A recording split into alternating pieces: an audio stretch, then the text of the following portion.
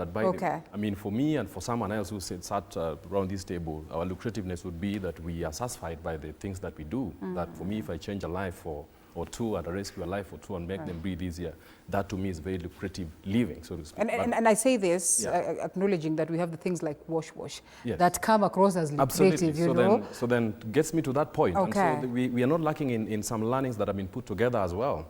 Robert Merton between 1938 and 1957 talked about the strain and normie theory, and he talks about deviant behavior. So how much does crime pay? So he says deviant behavior actually happens when our conventional aspirations exceed the level of satisfaction that is associated with the legitimate behavior. So if those dominant aspirations that you and I are now sharing in and celebrating quite hugely within the borders of this country, I think the world is grappling with the same, is that you're driving a very big car, you have a big home, you look like you're splashing money, and people have taken selfies with loads and tons of money. Photocopied. Absolutely, photocopied, so the wash business. So that is seen by all and sundry, right? Everybody gets to see that and say, oh yeah, that's...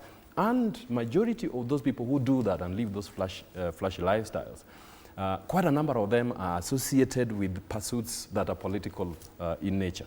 And so people coalesce around those now accepted, which are anomalies, by the way, because functional societies need to actually celebrate meaningful stuff. You don't get celebrated for swallowing saliva. You get celebrated by doing something that's actually legitimate, one, and two, something that is propagating good and sustainable living.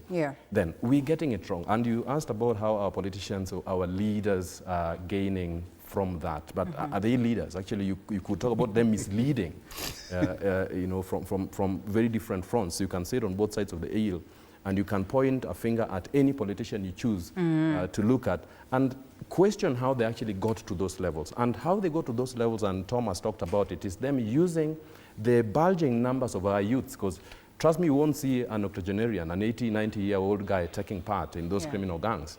Perhaps they're giving some wisdom from the background, I don't know. So it's the bulging youths that are unemployed that are being used and promised. So it's more like an illusion as well, that you know, when I get to the center of power, it's going to be found by you guys, the boggers and the whatever. So when they get to lose out on getting to those seats of power, eventually they are left high and dry. So where do they turn to? Because they still want to maintain those lifestyles. It's criminal activities. And so crime pays from that perspective to them. But most importantly, if you look at some other learnings as well, Johan Galtung in 1969 talks about the structural violence theory. And just the way our societies are constituted, they can cause us, or by preventing us to get to our basic needs, cause us to now get involved in crime. So you're talking the distribution of national resources, the sharing of that national cake, the systemic marginalization in some areas or another, and you have the bulging youth right at the center of those considerations, by the way. So if you are to consider all those things in a nutshell, you will put the political element of national power, because that is where the leadership of a society, that is where the coining of all the institutions that the country lives by is eventually, you know, discussed and of course penned and brought out to breathe for the benefit of the population. And I would say that perhaps majority of us would not agree to what the report speaks of. Absolutely. But do we agree to some of the reasons they highlight that would be the main causes to us having these criminal gangs? Allow us to take a quick short break, gentlemen.